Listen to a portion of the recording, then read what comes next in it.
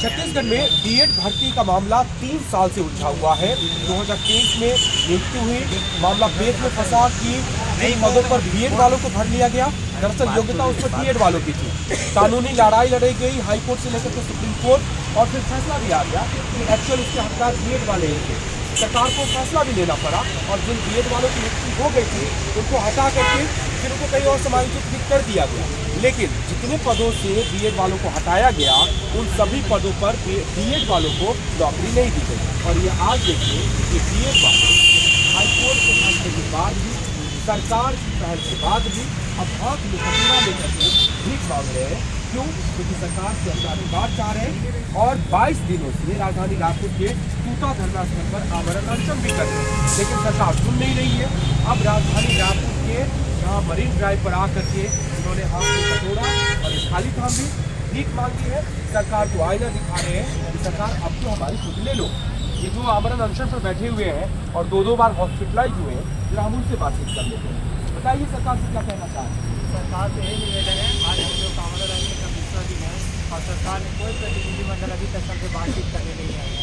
हम सरकार से निवेदन करते हैं कि जितने जल्दी हो सके हमें नियुक्ति प्रदान करें, हमारी प्रक्रिया को आगे बढ़ाए। एक बार संक्षेप में समझा दीजिए लोगों को, आम लोगों को, कि आपके साथ अन्याय क्या हुआ?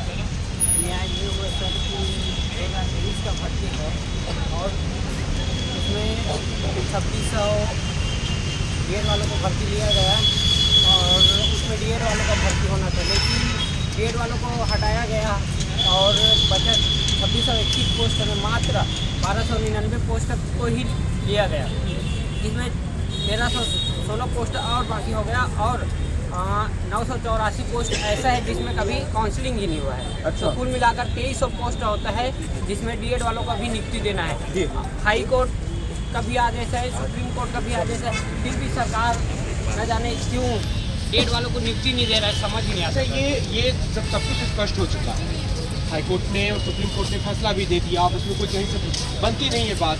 सरकार ने वो प्रक्रिया भी शुरू की। पिछले साल हम लोगों ने देखा भी वो कितना सीएम हाउस के सामने आंदोलन हुआ, सब कुछ हुआ, उन्होंने किया, आपने किया।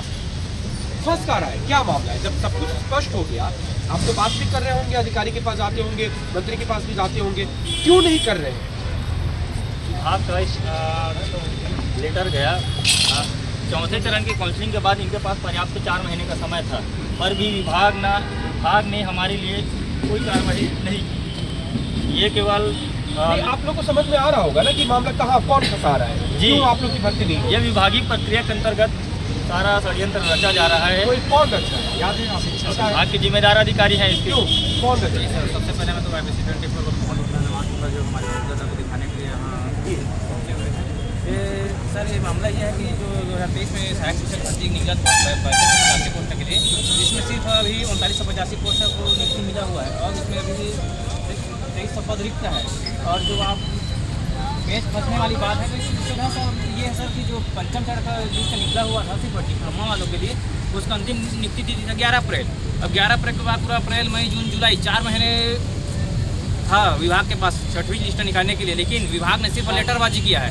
संचालक सचिव को लिख रहे हैं, सचिव संचालक को लिख रहे हैं, ऐसा करके 4 महीने को कहा जाए टाइम निकाल दिया, डिले कर दिया। हम लोग समय रहते हुए हम लोग कोर्ट में चले गए थे, हम लोग को यहाँ का मंशा स्पष्ट रूप से दिखाई दे रहा था, तो हम लोग कोर्ट चले गए समय रहते, तो कोर्ट से भी आर्डर आ गया था कि 2 महीने में इन लोग का नियुक्ति दिया जाए करके। 26 सितंबर को उसका आर्डर आया है और 26 नवंबर को 2 महीना कंप्लीट हो गया है, फिर भी विभाग इसमें कुछ कार्रवाई नहीं कर रहे। इसलिए हम लोग व्यथित हो गए। हम सभी नेता 11 सांसद 90 विधायक सभी के दरवाजे खटखटा लिए हैं। उसके बाद हम लोग के पास कोई विकल्प नहीं बचे, इसलिए हम लोग आमरण अनशन में बैठे हुए हैं, जो कि 24 दिसंबर से अनवरत आमरण अनशन में बैठे हैं और आज आमरण अनशन का विश्व दिवस है। चलिए वो तो बता ही दिया आपने। यहाँ पे देखिए फीमेल कैंडिडेट भी है, आपके नाम है, कहते क्या ही बनेंगे, फिर भी पूछने की कोशिश करते हैं। कब से आप लोग घर पे आकर होकर के बैठे हुए हैं?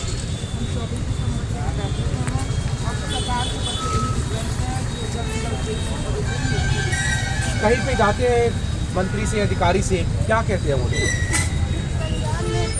बोलते हैं सर, हम लोग 20 दिन हो गया बिना खाए पिए, हमारे साथी लोग रोज हॉस्पिटल जाते हैं। युवा दिवस के अवसर पे हम लोग भीख मांगने के लिए मजबूर हो गए सर। हमें जल्द से जल्द नियुक्ति दिलवा दें सर, हम लोग मर जाएंगे सर। हमारे साथी रोज हॉस्पिटल से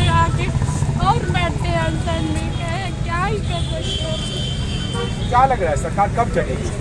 पता नहीं सर, आज हमारी चुनी हुई सरकार है ना, आज हम इस तरह मजबूर हो गए कि हमको रोड पे आकर भीख मांगना पड़ रहा है। इतनी निर्दयी और इतनी असंवेदनशील हमारी सरकार, हमारी चुनी हुई सरकार कैसे हो सकती है? आज हमारे मन में भी ये प्रश्न है। आज हम 20 तारीख से वहाँ पे इतनी कड़कड़ाती ठंड में वहाँ हैं, रोज़ हमारे 6 से 7 साथी हॉस्पिटलाइज हो रहे हैं। अभी तक लगभग 20 दिनों में 100 लोग से ज़्यादा जा चुके हैं। हॉस्पिटलाइज देखिए, हो और चुके ये हैं। दो भी नहीं है, ये सिविल छात्र हैं, उम्मीदवार है बल्कि क्वालिफाइड